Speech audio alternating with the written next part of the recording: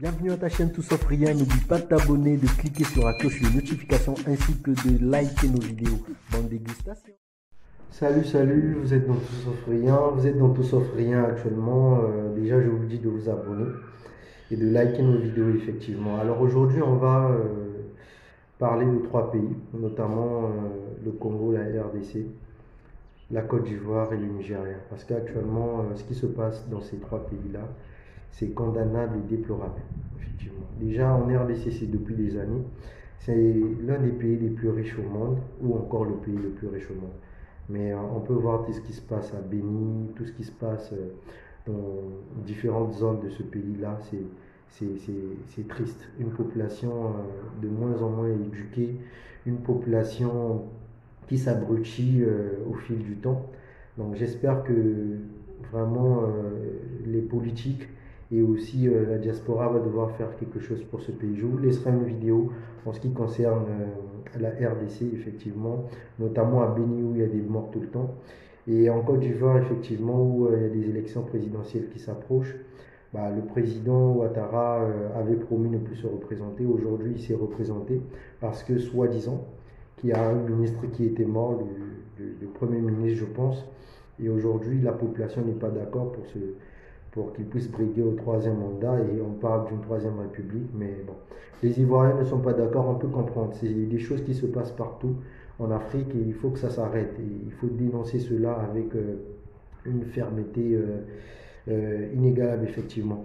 Du Nigeria aussi, il y a une entité policière ou encore de l'armée qui est en train de tuer la population. Cette entité-là, voilà, nous avons des dirigeants, des grandes personnalités qui parlent de ça, qui ont tweeté dessus, effectivement. Donc, espérons que ça va s'arrêter. Voilà, c'est la chronique, c'est la presse au niveau de Tout Sauf Rien. Nous allons un peu étaler cela. Donc, abonnez-vous pour plus d'informations. Ils sont inconsolables. À Béni, la population pleure ses morts. Une grande messe a été organisée ce jeudi soir. Le gouverneur du Nord Kivu et des responsables de l'ONU sont présents. Au moins 30 personnes ont été tuées selon le maire de Béni. Plus tôt, les corps ont été découverts à Gadi et Kadowu, 2 localités du territoire. Les victimes ont été tuées à l'arme blanche. Selon les témoins, les assaillants sont allés de maison en maison. Ils ont pillé les habitations et assassiné les propriétaires. Ceux qui restent sont désemparés. Nous avions passé la nuit ailleurs. Ce matin, nous avons vu les cadavres de nos voisins. Alors nous avons fui pour échapper à la mort. J'étais dans ma maison, j'ai vu des personnes passer avec des torches.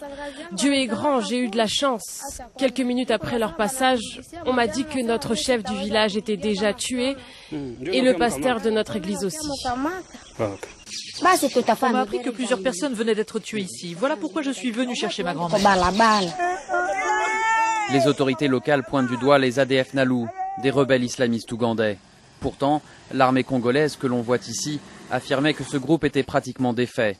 Au début du mois, l'ONU annonçait que les insurgés avaient déjà tué plusieurs personnes dans les environs de Béni. Les ADF Nalu opèrent depuis une vingtaine d'années dans le Nord Kivu. En juillet, le groupe est visé par des sanctions du Conseil de sécurité de l'ONU. Accusés de meurtre et d'enlèvement, les rebelles ont perdu leurs principaux bastions depuis janvier. Les heurts ont commencé ce vendredi à Bongwanou après que des militants de l'opposition ont dressé des barricades pour bloquer les entrées de la ville. La situation a dégénéré et il y a eu des affrontements entre des jeunes des 2 communautés de la ville, entre les Agni qui sont plutôt acquis à l'opposition et les Dioula plutôt proches du parti au pouvoir. Des magasins ont été saccagés. Ce samedi, le domicile de Pascal Afin-Guessant, le candidat du FPI à l'élection présidentielle, a été incendié, tout comme le collège privé qui appartient au député maire de la ville, lui aussi membre du FPI. Nous n'avons pas encore de bilan officiel, mais on compte au moins plusieurs blessés. Ces nouvelles violences interviennent 2 mois après celles d'août qui avaient fait une quinzaine de morts, principalement dans des fiefs de leaders de l'opposition. Ce vendredi, lors de son premier meeting, le président et candidat Alassane Ouattara a répété qu'il n'y aurait ni report du scrutin, ni transition. Une nouvelle mission de la CEDEAO est attendue ce dimanche à Abidjan afin de tenter d'apaiser la situation politique. Des coups de feu en plein cœur de la nuit. Malgré le couvre-feu en vigueur à Lagos, des centaines de manifestants sont restés dans les rues de la capitale jusque tard mardi soir. Et les forces anti-émeutes dépêchées sur place n'ont pas hésité à sortir les armes pour les disperser. Selon le gouverneur de l'État de Lagos, des dizaines de personnes ont été blessées. Il y a actuellement 10 patients à l'hôpital Gain, 11 à Reddington et 4 à Védic, avec des niveaux de blessures légers à modérés, tandis que 2 reçoivent des soins médicaux intensifs. 3 patients ont quitté l'hôpital et nous continuerons à surveiller et à garantir que tous les patients reçoivent les meilleurs soins. Les violences ne cessent d'augmenter dans cette capitale à l'arrêt depuis le début des contestations il y a 12 jours. Les manifestants sont dans la rue pour dénoncer les violences policières, en particulier celles perpétrées par une unité très controversée, accusée de racket, d'arrestations illégales, de torture et même de meurtre. Depuis, elle a été démantelée, mais la colère ne retombe pas. Elle est désormais dirigée contre le pouvoir. Les manifestants réclament aussi des augmentations de salaire et plus d'emplois. From the stomach, I've been hearing Nigeria will be better. Till now, we are suffering.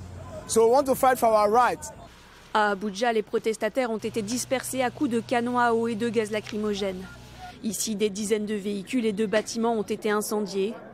Très discret pour le moment, le président Muhammadu Buhari a seulement promis une réforme de la police. Selon Amnesty International, une vingtaine de personnes est décédée depuis le début de la contestation.